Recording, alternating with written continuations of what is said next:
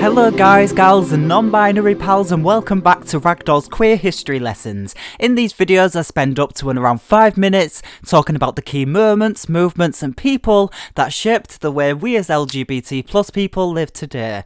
The good and the bad. And obviously, once again, I'm not the font of all queer knowledge. I'm just here to give you a little bit of information for you then to be able to go on and comfortably look further into these subjects.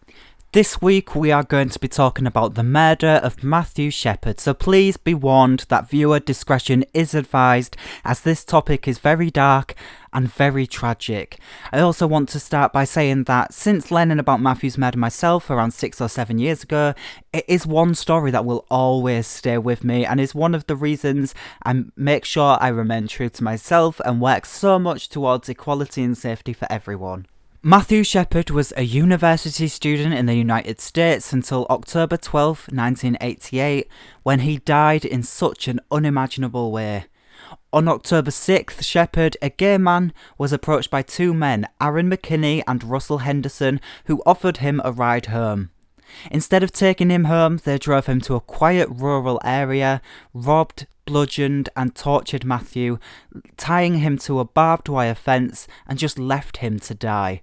If you thought this couldn't get any more abhorrent and heartbreaking, then sadly, you're wrong.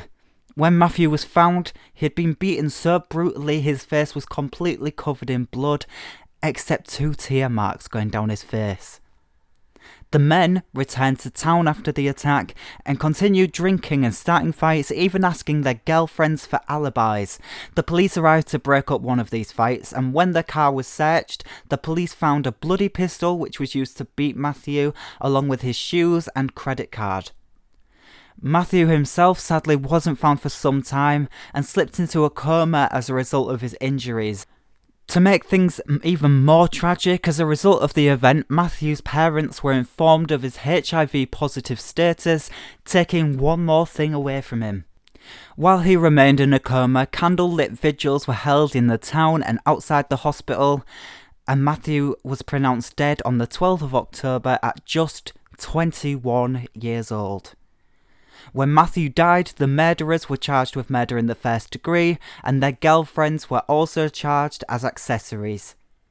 Initially, the men entered a defence known as gay panic, meaning they were scared because the victim was gay, a defence that is still accepted today. Eventually, the men pleaded guilty and both were given consecutive life sentences.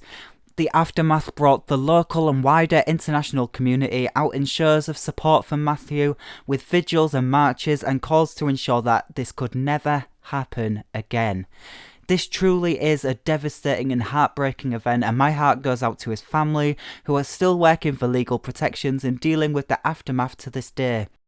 This is an event we should all know about because as a community, the LGBT plus community have shared trauma in our history that just bolsters our efforts to demand equality to this day.